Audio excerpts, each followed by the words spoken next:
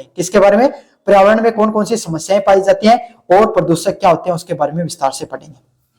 अच्छा, इसके बारे में पढ़ेंगे। उसके अलावा एक चीज और बता देना चाहता हूं, अगर आप यूनिट नंबर 2 का स्पेशल वीडियो देखना चाहते हो तो सबसे पहले भाई सभी बच्चे चैनल को सब्सक्राइब कर दो। मात्र 700 सब्सक्राइबरों की कमी है। 700 सब्सक्राइबर और बढ़ जाएंगे तो अपने कितने सब्सक्राइबर हो जाएंगे भाई? 20,000 सब्सक्राइबर है वो पूरे के पूरे हो जाएंगे। कितने हो जाएंगे? 20,000 सब्सक्राइबर है वो आपके सामने पूरे के पूरे हो जाएंगे। तो मात्र 700 बच्चों को सब्सक्राइब करना है। जो जो एक वीडियो देख रहा है सबके सब बच्चे सब्सक्राइब कर दो, अपने 20,000 सब्सक्राइबर पूरे होने वाले हैं। आप सब इस फैमिली का हिस्सा बन जाओगे आप भी। और आपको देखो, चलो नहीं करो आपकी बात है, लेकिन आपके फायदे की चीज ये है कि अब मैं जो वीडियो डालता हूं ना उसका नोटिफिकेशन आपको मिल जाएगा, फ्री में नोट्स आपको मिल जाएंगे। समझ में आ गया? साथ के साथ डिस्क्रिप्शन में मैंने बाकायदा टेलीग्राम का लिंक दिया है। किसका लिंक दिया है? टेलीग्राम का लिंक दिया है। उस टेलीग्राम के लिंक पे जैसे आप क्लिक करोगे आप हमारे टेलीग्राम चैनल पे पहुंच जाओगे और वहां से जाकर आप फ्री में नोट्स वाली पीडीएफ पढ़ सकते हो। आपको वहां पे नोट्स पढ़ोगे तो ये जो नोट पढ़ा रहा हूं फ्री में आपको वहीं पर देखने को मिल जाएंगे। और कोने में आपके सामने व्यू प्रोडक्ट वाला ऑप्शन है, यहाँ पे फ्लिपकार्ट मिंत्रा से कोई प्रोडक्ट खरीदोगे सबसे ज्यादा डिस्काउंट आपको देखने को मिलेगा, तो खरीद लेना भाई। यहाँ से कोई प्रोडक्ट खरीदो तो फ्लिपकार्ट मिंत्रा से। चलिए यूनिट नंबर 2 को शुरू करते हैं। पहला है पर्यावरणीय समस्याओं का अर्थ। पर्यावरण में कौन कौन सी समस्याएं पाई जाती हैं उसके बारे में देखेंगे। वे समस्याएं जो मानव की गतिविधियों के कारण उत्पन्न होती है। पर्यावरण में समस्याएं क्या होती हैं? जो मनुष्य के द्वारा जो अलग अलग प्रकार की गतिविधियां की जाती है उसके कारण जो समस्याएं पैदा होती है उसको पर्यावरणीय समस्याओं के नाम से जाना जाता है। पर्यावरण की गुणवत्ता को प्रभावित करती है और इससे क्या होता है, जो हमारी इन्वायरमेंट है उसकी क्वालिटी धीरे धीरे डिक्रीज होती चली जाती है, धीरे धीरे कम होती चली जाती है। अब पर्यावरण की गुणवत्ता क्या होती है भाई? आपके सामने स्वच्छ हवा नहीं मिल पा रही है, स्वच्छ पानी नहीं है, स्वच्छ आपके सामने वातावरण नहीं है। यही आपके सामने जो पर्यावरण की गुणवत्ता वो धीरे धीरे कम होती जा रही है। जो पर्यावरण प्रदूषण है आपके सामने, जल प्रदूषण है, ये सारे के सारे किसका हिस्सा भाई? आपके सामने पर्यावरणीय समस्याओं का हिस्सा है। चलिए अगले वाले पॉइंट की तरफ बढ़ते हैं। प्रमुख पर्यावरणीय समस्याएं कौन कौन सी आपके सामने प्रमुख रूप से पर्यावरणीय समस्याएं पाई जाती हैं? पहली प्रमुख पर्यावरण समस्या है वनों की कटाई करना। जितने भी जो वन पाए जाते हैं आपके सामने उनकी जो कटाई हो रही है वो सबसे प्रमुख वनों की आपके सामने पर्यावरणीय समस्या है। देखो क्या होता था पहले आपके सामने, आपके दादाजी से पूछना, आपके जो जिस गांव में आप रहते हो उस गांव में क्या इतने परिवार रहते थे? वो कहेंगे बिल्कुल नहीं। जीव जंतु आपके सामने, पेड़ पौधे हुआ करते थे यहाँ पर बहुत। अब उन सबको काट काट कर क्या घर बना दिए गए। पहले और ज्यादा खेजड़ी के पेड़ हुआ करते थे, अब देखो धीरे धीरे कितने खेजड़ी के पेड़ कम होते जा रहे हैं ना। तो यही है जो वनों की कटाई हर रोज देखने को मिलती है। किसके कारण? जनसंख्या वृद्धि के कारण, उद्योगों के कारण और शहरीकरण के कारण।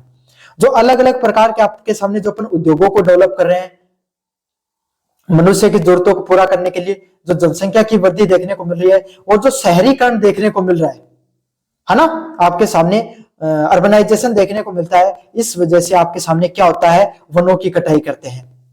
क्योंकि लोगों की जनसंख्या बढ़ती है तो लोगों की जरूरत बढ़ती है, जरूरतों को पूरा करने के लिए उद्योगों को लगाना पड़ता है और उद्योगों को लगाने से आपके सामने क्या होता है, वनों की कटाई भी होती है। प्रभाव, अगर वनों की लगातार कटाई हो रही है उसका क्या क्या नुकसान हो रहा है? वर्षा की कमी। जो पहले आपके सामने जो बरसात हुआ करती थी आपके सामने बहुत अच्छी होती थी। अच्छा चलो होती तो अब भी है, लेकिन उसका एक नुकसान ये है कि फिक्स टाइम नहीं है। समझ में आ गया? पहले आपके सामने एक फिक्स महीने में हुआ करती थी, अब क्या होता है बरसात असमय की भी हो जाती है। असमय की बरसात आपके समय बहुत ज्यादा देखने को मिलती है। जब होनी चाहिए तब होती नहीं है आपके सामने, जब नहीं होनी चाहिए उस समय होती रहती है। होती है तो इतनी ज्यादा होती है कि रुकती नहीं है और आपके सामने नहीं होती तो बिल्कुल नहीं होती। तो इस प्रकार के समय जो वर्षा है जो उसमें काफी ज्यादा पैटर्न में काफी ज्यादा बदलाव देखने को मिल रहा है। अगला मृदा अपरदन, मिट्टी है उसका सॉइल इरोजन देखने को मिलता है। मिट्टी में बहुत ज्यादा कटाव देखने को मिल रहा है। धीरे धीरे मिट्टी है उसकी क्वालिटी कम होती जा रही है और मिट्टी में आपके सामने धीरे धीरे आपके सामने अपरदन भी देखने को मिलता है, कटाव भी देखने को मिलता है। अगला है जैव विविधता का नाश, जो हमारे बायोलॉजिकल डाइवर्सिटी देखने को मिलती है उसका भी धीरे धीरे नाश हो रहा है। क्या हो रहा है? बायोलॉजिकल डाइवर्सिटी का भी धीरे धीरे आपके सामने नष्ट होती जा रही है। क्यों? पेड़ पौधे जीव जंतु वो आपके सामने धीरे धीरे नष्ट हो रहे हैं, तो जैव विविधता का भी नाश देखने को मिलता है। अगले वाला पॉइंट है जलवायु परिवर्तन। क्या होता है भाई जलवायु परिवर्तन? मौसम चक्र में परिवर्तन। जो ये मौसम है, पहले सर्दियां आपके सामने नवंबर दिसंबर से शुरू हुआ करती थी, अक्टूबर से मान लो 15 अक्टूबर के बाद में सर्दियां शुरू होती थी और जनवरी फरवरी तक चलती थी। अब वो सर्दियां सिर्फ जनवरी फरवरी तक सिमट कर रह गई है। सोना गर्मियों का मौसम बहुत लंबा बढ़ता जा रहा है। तो ये मौसम चक्र में जो परिवर्तन है वो देखने को मिल रहा है। मौसम बरसात होती है, गर्मियां है वो क्या तो चरम सीमा पर पहुंचती है या बिल्कुल भी नहीं होती है। तो यही आपके सामने जो मौसम चक्र है उसमें भी बहुत बड़ा बदलाव देखने को मिल रहा है। और ये क्यों हो रहा है? क्योंकि जलवायु में परिवर्तन देखने को मिल रहा है। सूखा और बाढ़ की तीव्रता। सूखा क्या होता है भाई? आपके सामने जब सूखा पड़ता है तो सूखा क्या होता है आपके सामने? बहुत लंबे समय तक। क्यों? जिन क्षेत्रों में पहले बरसात हुआ करती थी, यूपी बिहार का क्षेत्र है, अभी 1-2 सालों में एक नया पैटर्न देखने को मिल रहा है। जो उत्तरी भारत के आपके सामने जो मैदानी क्षेत्र है जहां पर खूब वर्षा हुआ करती थी, वहां पर वर्षा सामान्यतः कम हो रही है। और जैसलमेर, बाड़मेर, आपके सामने राजस्थान का जो मरुस्थलीय क्षेत्र है वहां पर बरसात धीरे धीरे बढ़ रही है। समझ में आ गया? तो ऐसा जैसे जिन जगह पर बारिश होती थी वहां पर हो नहीं रही है, जिन पे हो रही है वहां पर बहुत ज्यादा हो रही है। तो सूखा और बाढ़ दोनों की तीव्रता आपके सामने बहुत ज्यादा देखने को मिल रही है धीरे धीरे। अगले वाला पॉइंट है वैश्विक ताप में वृद्धि। पूरी की पूरी दुनिया है उसके तापमान में धीरे धीरे वृद्धि होती दिखाई दे रही है। समझ में आ गई? वैश्विक ताप में बहुत ज्यादा वृद्धि होती दिखाई दे रही है। ग्रीन हाउस गैसेज है, अलग अलग प्रकार के आपके सामने जो ग्रीन हाउस गैस है उनमें आपके सामने ग्रीन हाउस गैसेज में वृद्धि हो रही है। ग्रीन हाउस गैस क्या होते हैं? CO2, CO, SO2, CFC, chlorofluorocarbon, carbon dioxide, sulphur dioxide, nitrogen dioxide, ये सारी क्या ग्रीन हाउस गैसेज है। अब ये ग्रीन हाउस गैसेज क्या होती हैं? पृथ्वी है उसका तापमान नियंत्रित करने के लिए ये काम आती हैं। सूर्य की किरणें जब पृथ्वी पर टकराकर वापस चली जाती हैं तो ये गैसें उनको ट्रैप करती है, अपने अंदर समा लेती हैं, ताकि क्या जो पृथ्वी का तापमान है वो क्या रहता है? फिक्स रहता है, आपके सामने नियंत्रित में रहता है। लेकिन जैसे ही औद्योगिकरण शुरू हुआ, जैसे ही प्रथम औद्योगिक क्रांति आई, उसके बाद में धीरे धीरे क्या कार्बन डाइऑक्साइड को बहुत ज्यादा पर्यावरण में छोड़ा गया, जिससे पर्यावरण जो कार्बन डाइऑक्साइड की मात्रा है वो पृथ्वी पर बढ़ गई, जिसके वजह से जो ग्रीन हाउस गैसेज है जो पहले सीमित मात्रा में थी, पृथ्वी का तापमान नियंत्रित रखती थी, उनकी मात्रा में वृद्धि होने के कारण वो क्या करने लगे? ज्यादा आपके सामने सूरज की किरणों को अपने अंदर समाने लग गई और जिससे तापमान में अब धीरे धीरे वृद्धि हो रही है। और जो ये वृद्धि हो रही है इसी को क्या बोला जाता है? आपके सामने वैश्विक ताप वृद्धि के नाम से जाना जाता है। अब आप कहोगे सर इस ये जो आपके सामने तापमान में वृद्धि हो रही है उसका क्या नुकसान है? उसका नुकसान ये होता है कि समुद्र स्तर में वृद्धि हो जाती है। जो समुद्र है ना, अपना ओशियन है ना, उसका आपके सामने स्तर, उसका धीरे धीरे आपके सामने क्या हो रहा है? उसका स्तर बढ़ जाता है, पानी का लेवल बढ़ रहा है। क्यों? क्योंकि तापमान बढ़ता है, तो तापमान बढ़ता है तो ग्लेशियर पिघलते हैं और ग्लेशियर का पानी सीधा समुद्रों में पहुंचता है, तो उनका स्तर बढ़ रहा है। आप कहोगे सर क्या ही फर्क पड़ता है, इतने बड़े समुद्र का इतना सा स्तर बढ़ जाए? बेटा आपके यहाँ स्तर नहीं पड़ता राजस्थान में, क्यों? अपन दूर हैं, लेकिन वो द्वीपों के बारे में सोचो, वो छोटे छोटे द्वीप जो समुद्र के बीच में रहते हैं, लोग रहते हैं, वो धीरे धीरे डूबना शुरू हो चुके हैं। बहुत से ऐसे द्वीपों की खबर आती है जो समय के साथ अब डूबते चले जा रहे हैं। क्यों? क्योंकि समुद्र के स्तर में वृद्धि दिखाई दे रही है। समझ में आ गया आपको अच्छे से? अगले वाला पॉइंट है प्राकृतिक संसाधनों का अत्यधिक दोहन। जितने भी जो प्रकृति में जो संसाधन पाए जाते हैं उनको बहुत ज्यादा दोहन हो रहा है। दोहन मतलब उनको बहुत ज्यादा पृथ्वी में यूज किया जा रहा है। जैसे भूजल संकट।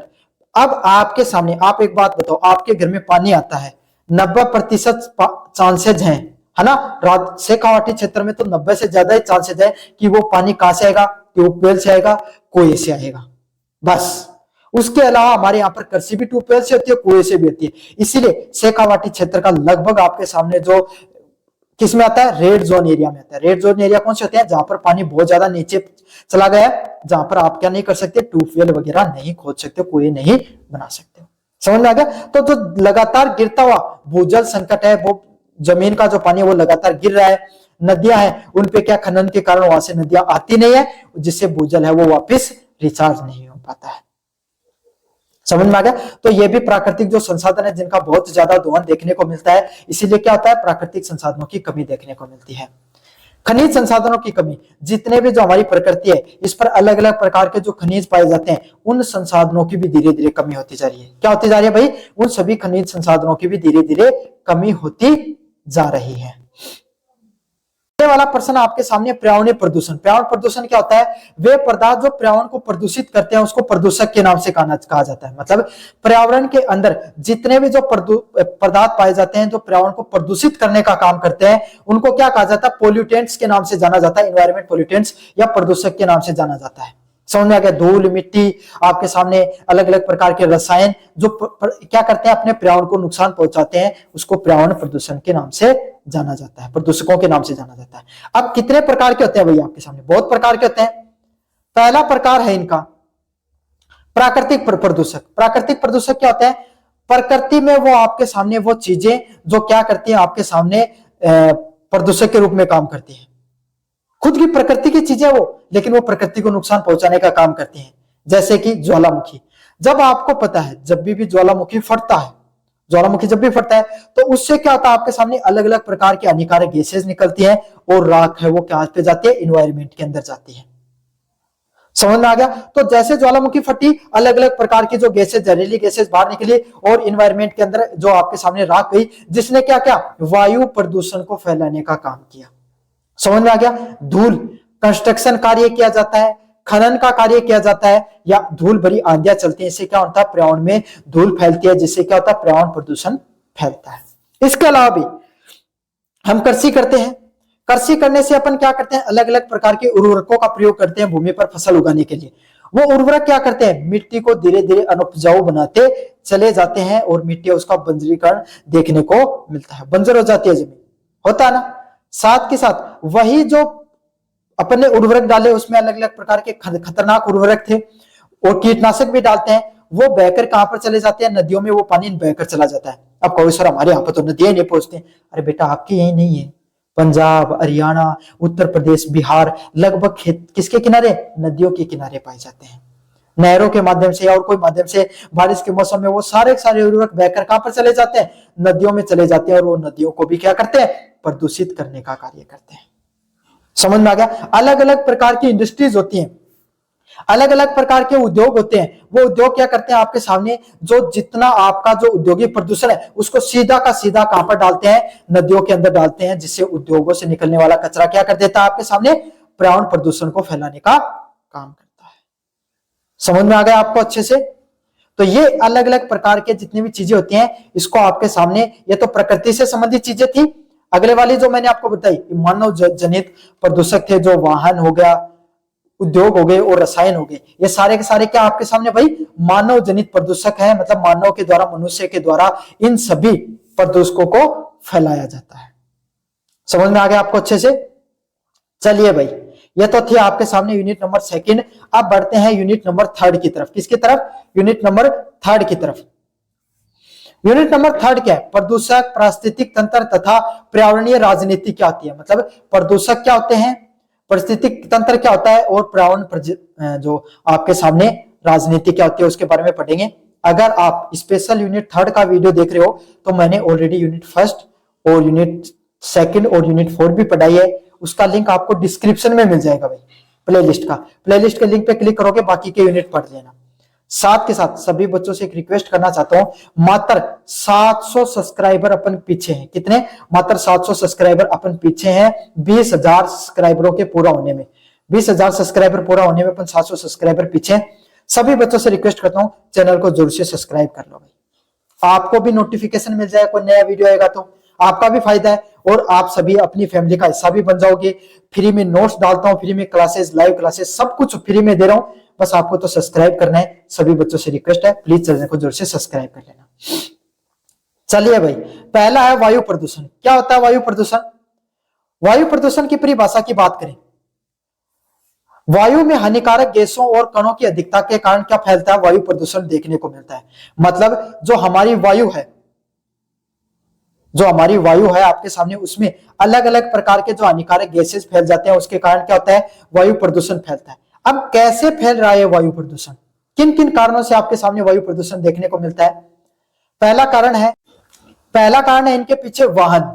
क्या कारण है भाई आपके सामने? जो इनके पीछे वाहन, अलग अलग प्रकार के जो व्हीकल चलते हैं, अलग अलग प्रकार के जो वाहन चलते हैं, ये क्या करते हैं आपके सामने? वायु के अंदर प्रदूषण फैलाने का काम करते हैं। समझ में आ गया? क्यों? क्योंकि इनसे कार्बन डाइऑक्साइड निकलती है और भी अलग अलग प्रकार की हानिकारक गैसेज निकलती है जो वायु में जाकर क्या करती है भाई? प्रदूषण फैलाने का काम करती है। क्या करती है? वायु में जाकर प्रदूषण फैलाने का काम करती है। अगले वाला औद्योगिक धुआं। औद्योगिक धुआं क्या होता है? अलग अलग प्रकार की जो इंडस्ट्रीज लगी होती है उन चिमनियों से क्या अलग अलग प्रकार का धुआं निकलता रहता है। अब ये धुआं क्या करता है भाई आपके सामने? उसमें भी CO2, SO2, NO2 जैसी खतरनाक रसायन है, खतरनाक रासायनिक जो गैसेज है वो क्या होती है आपके सामने? हवा में जाती है और वायु को प्रदूषित करने का काम करती है। समझ में आ गया आपको अच्छे से? साथ के साथ जीवाश्म ईंधन। जीवाश्म ईंधन क्या होता है आपके सामने? कोयला, पेट्रोलियम, डीजल, कोयला, आपके सामने प्राकृतिक गैस और भी अन्य प्रकार के रसायन हो गए। जैसे आप एसी यूज करते हो तो इसके अंदर क्लोरोफ्लोरोकार्बन का यूज होता था पहले, है ना? या फिर जो रेफ्रिजरेटर होता है उनके अंदर इसका यूज होता था ठंडा करने के लिए आपके सामने। तो ये आपके सामने क्या करते हैं? हमारे पर्यावरण को प्रदूषित करने का काम करते हैं। आपने क्या करते हो? आप घरों में जो चूल्हे पर खाना बनाते हो इससे जो धुआं निकलता है वो भी पर्यावरण को प्रदूषित करने का काम करता है। तो अलग अलग प्रकार के जो जीवाश्म प्राकृतिक ईंधन है वो भी इन्वायरमेंट को नुकसान पहुंचाने का, वायु प्रदूषण को फैलाने का काम करते हैं। अगले वाला अगले वाला पॉइंट है वनों की कटाई। आपके सामने जो वन होते हैं, जो अलग अलग प्रकार के वन पाए जाते हैं, इन वनों की जो कटाई होती है इससे क्या होता है भाई? प्रदूषण फैलता है। कैसे फैलता है? देखो, एक तो अपन क्या करें? जीवाश्म ईंधन, अलग अलग प्रकार के जो प्रदूषक हैं इनको इन्वायरमेंट में फैला रहे हैं। फिर जो वन है इनकी भी कटाई कर रहे हैं। तो वो तो कहते हैं आपके सामने दोहरा नुकसान कर रहे हैं अपन। क्यों? इस प्रदूषण को नियंत्रित कौन करते हैं? वन है आपके सामने, जंगल है, वो इस प्रदूषण को नियंत्रित करने का काम करते हैं। वो इस कार्बन डाइऑक्साइड को सोखते हैं पौधे, आपको पता है, और ऑक्सीजन को छोड़ते हैं। तो एक तो कार्बन डाइऑक्साइड की आप मात्रा ज्यादा छोड़ रहे हो, दूसरा वनों की भी कटाई कर रहे हो, इसलिए वायु प्रदूषण ज्यादातर देखने को मिलता है। इसलिए दिल्ली जैसे शहरों में आपके सामने ज्यादा वायु प्रदूषण रहता है। अब आपके सामने कैसे नियंत्रित कर सकते हो आपके सामने इसके प्रभाव? अब इसका वायु प्रदूषण के क्या क्या नुकसान होते हैं? आप दमा क्या होता है भाई? आपके सामने जो लोग होते हैं ना जिनको सांस की समस्या होती है, वो फेफड़े के रोग हो सकते हैं, आपको दमा से संबंधित रोग हो सकते हैं। मैं आपके सामने शहरों में, दिल्ली जैसे शहर में या कोई भी शहर में चले जाओगे ना, एक दिन के लिए बाहर चीज देख लेना, उस पर एक परत जम जाएगी पूरी की पूरी कालिक की। तो अब सोचो वही गैस आपके फेफड़ों में भी जाती है। फेफड़ों का काम यही है आपके सामने हवा को फिल्टर करना, एक तरीके वो भी फिल्टर का रूप में काम करते हैं। क्यों? ऑक्सीजन ली और कार्बन डाइऑक्साइड को बाहर छोड़ा, तो वो ऑक्सीजन के साथ आपके सामने धूल के कण, वायु प्रदूषण के कण जा रहे हैं और आपके फेफड़ों में जम जा रहे हैं। यह समझ लो, आप बीड़ी सिगरेट नहीं पीते हो तो भी उतना का उतना धुआं फूंक रहे हो। अम्लीय वर्षा, एसिड रेन होती है। ताजमहल है उसका रंग धीरे धीरे पीला पड़ने लग जाता है। जो आपके सामने घर हैं वो धीरे धीरे उनकी जो ऊपर से जो पत्थर वगैरह चटकने लग जाते हैं। क्यों? एसिडिक रेन की वजह से। जो ये SO2, NO2 जैसे हानिकारक गैसें होते हैं, सल्फर डाइऑक्साइड खास करके SO2 है, ये क्या होती है आपके सामने? एक बहुत ज्यादा हानिकारक गैस होती है। ये क्या होती है? पानी के साथ मिल जाती है और जब पृथ्वी पर आती है तो क्या करती है? अम्ल की वर्षा करती है, एसिडिक नेचर की वर्षा करती है। जैसे पत्थर हो गया, जो इमारतें होगी उनको नुकसान पहुंचता है। अगर मनुष्य इसके डायरेक्ट कांटेक्ट में तो उसको भी शरीर को नुकसान पहुंचता है। अगले वाला है ग्रीन हाउस प्रभाव। आपके सामने जो पृथ्वी है उसका तापमान लगातार बढ़ रहा है। क्यों? ग्रीन हाउस प्रभाव के कारण जो पृथ्वी है उसका तापमान लगातार बढ़ता जा रहा है। तो ग्रीन हाउस इफेक्ट भी देखने को मिलता है। अगले वाला ओजोन परत की क्षति। जो ओजोन परत आपके सामने O3, ओजोन परत का फॉर्मूला क्या था भाई? O3, ऑक्सीजन के 3 मॉलिक्यूल मिलकर आपके सामने किसका बनाते हैं? ओजोन परत का। अब ओजोन परत का काम क्या है? जो हमारे पृथ्वी है उस पे जो सूरज के द्वारा हानिकारक किरणें, यूवी रेडिएशन जिनको बोला जाता है, अल्ट्रावायलेट रेडिएशन होती है, उसको पृथ्वी पर आने से रोकती है। क्या करते हैं? उनको पृथ्वी पर आने से आपके सामने रोकती है ना? लेकिन क्या हो रहा है? अब जो CFC है ना, क्लोरोफ्लोरोकार्बन, ये क्या करता है आपके सामने? इस ओजोन को, O3 का जो फॉर्मूला होता है, इसको तोड़ देता है ना? जिससे क्या है आपके सामने जो परत होती है ओजोन की वो धीरे धीरे पतली होती जा रही है। सबसे पहले अंटार्कटिक जो जगह है वो, उसके ऊपर आपके सामने ओजोन की परत, उसमें छेद देखने को मिला था। समझ में आ गया आपको अच्छे से? तो ये आपके सामने जो अलग अलग प्रकार के प्रभाव देखने को मिलते हैं वायु प्रदूषण से। अब इनको, वायु प्रदूषण को नियंत्रित कैसे किया जा सकता है? वर्षारोपण के माध्यम से। बहुत सारे पेड़ लगाओ भाई आपके सामने, जिससे क्या होगा? जो आपके सामने वायु प्रदूषण रुकेगा। स्वच्छ ईंधन, सौर ऊर्जा, भूतापीय ऊर्जा, पवन ऊर्जा जैसे स्वच्छ ईंधन के जो साधन होते हैं उनका उपयोग करो। और वाहन है उनमें पोल्यूशन सर्टिफिकेट बनाओ, जो पोल्यूशन सर्टिफिकेट है वो भी रियल होना चाहिए, ऐसे नहीं कि कहीं पर खड़े होकर बनवा लिया 50 रुपए देकर, वो बना देगा फर्जी, आपको पता है। लेकिन उन वाहनों की आपके सामने सही से जांच करा के जो प्रदूषण का कारण बन रहे हैं उनको मार्केट से हटा दिया जाए। समझ में आ गया? तो ये था जल प्रदूषण, बहुत गहरे से आपको समझाया, मुझे उम्मीद है सारी चीजें समझ में आ गई होगी। अब बढ़ते हैं अगले वाले की तरफ, जल प्रदूषण। जल प्रदूषण कैसे फैलता है? औद्योगिक अपशिष्ट है, जो उद्योग होते हैं उनके उनके कचरे की वजह से जल प्रदूषण देखने को मिलता है। सीवरेज व कृषि रसायनों की वजह से जल प्रदूषण है वो देखने को मिलता है। समझ में आ गया? तो औद्योगिक कचरे की वजह से। अगले वाला आपके सामने, जल प्रदूषण किससे देखने को मिलता है? जल जनित जितने भी रोग होते हैं, जल से संबंधित आपके सामने जितने भी रोग देखने को मिलते हैं जिसमें जलीय जीवों की भी मृत्यु हो जाती है। कैसे देखने को मिलता है भाई? रस उद्योग है, जैसे आपके सामने कपड़ा चमड़ा उद्योग है, चमड़ा उद्योग को, चमड़े को धोने के लिए अलग अलग प्रकार के रसायनों का उपयोग किया जाता है। अब उस पानी को सीधा बिना ट्रीटमेंट के सीधा का सीधा नदियों में छोड़ दिया जाता है, जिससे नदियां है, कोई झील है, पोखर है, जिसमें भी छोड़ा जाता है उस नाले को, वो क्या हो जाता है? प्रदूषित हो जाता है। घरों से निकलने वाले सीवरेज को और कृषि रसायनों को ऐसा का ऐसा आपके सामने क्या कर दिया जाता है? उसको आपके सामने जो नुकसान है उससे कृषि रसायनों से सीधा का सीधा आपके सामने नदियों में पहुंच जाते हैं, तालाबों में या पोखरों में पहुंच जाते हैं, जिससे क्या होता है? नुकसान होता है आपके सामने। तो इस सब से आपके सामने क्या होता है? जल प्रदूषण देखने को मिलता है। अगले वाला है जल जनित रोग। जल से होने वाले कौन कौन से रोग होते हैं भाई? इसका क्या प्रभाव देखने को मिलता है? जल प्रदूषण से जल जनित रोग होते हैं। समझ में आ गया? लोगों के आपके सामने जो अलग अलग प्रकार की बीमारियां देखने को मिलती हैं, जोड़ों से संबंधित बीमारियां देखने, पैर टेढ़े हो जाते हैं, दांतों से संबंधित बीमारियां देखने को मिलती हैं, मतलब लगभग हड्डियों से संबंधित बीमारियां देखने को मिलती हैं।